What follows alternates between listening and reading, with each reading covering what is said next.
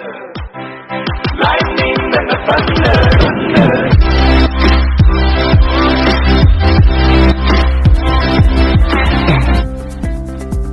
Recreation of Philippine folk literature. Made by the Group 3. Once upon a time, there was a beautiful and bright girl named Maguayan. She owns a sari-sari store where her neighbors go to buy every day. One day, an entrepreneur named Kaptan walked past Maguayan's sari-sari store.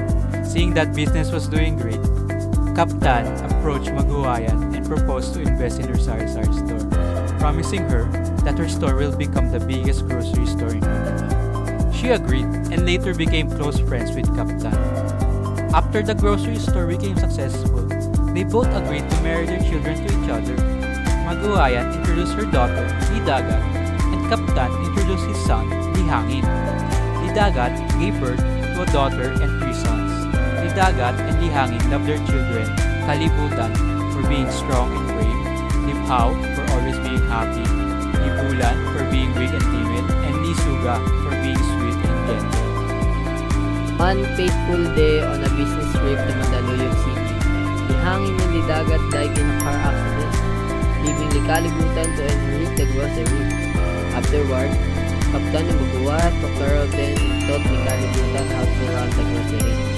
After some time, Likalibutan became power-hungry, wanting to trick Kaptan by signing a contract to give all the shares of the grocery to him.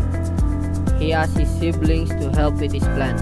However, only Lisuga disagreed while Liadlaw and Libulan joined Likalibutan's plan. After some time, Likalibutan, proud of his total of sales, resolved to gain more sales and asked his brother to join him in a negotiation in the Mandaluyong City.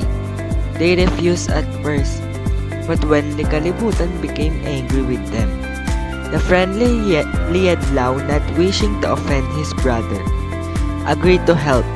Then, together they negotiate Libulan to join in the negotiation. When all was ready, the 3 brothers rushed at the Mandaluyong City, but they didn't agree with the negotiation. Likalibutan let the negotiation loose. The brothers rushed into the store, but were met by the angry god Kaptan. So terrible did he look that they turned and ran in terror. But Kaptan, furious at the destruction of his store, sent 3,000 packs of chips after them. In the meantime, the sweet and gentle Lisuga had missed her brothers and started to look for them. She went to Mandaluyong City to their store, but when she got there, she faced Kaptan, who's furious at his brother's betrayal, and because he was blinded by the anger, he accidentally shot Lisuga. Kaptan accused Maguayan is the mastermind of their grandchildren's plans, but she said that she is not part of their betrayal and had nothing to do with it. She managed to make Kaptan calm and rushed to the nearest hospital to save Lisuga's life, but she did not make it. The doctors in the hospital can't do anything about it because they announced her as dead on arrival. They did their best to revive her, but it's already her time.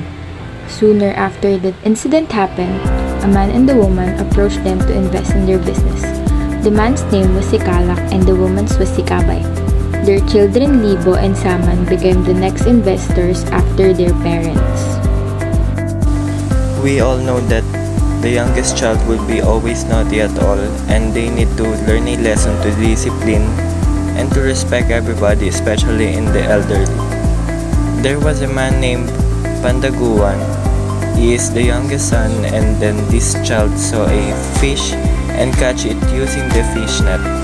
He is with his eldest brother named Aryon, and his friends was named Libo and Saman. He catch it because those who's with him thought that fish was a toy, and he is amazed when they catch it.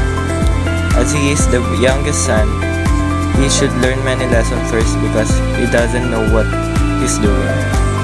He thinks that kind of act is good. He didn't know that some fish were restricted to kill and eaten. When he did this, some elders saw him when he catch the fish. These elders was so upset because Pandaguan is not returning the fish on the sea, and he is still stubborn.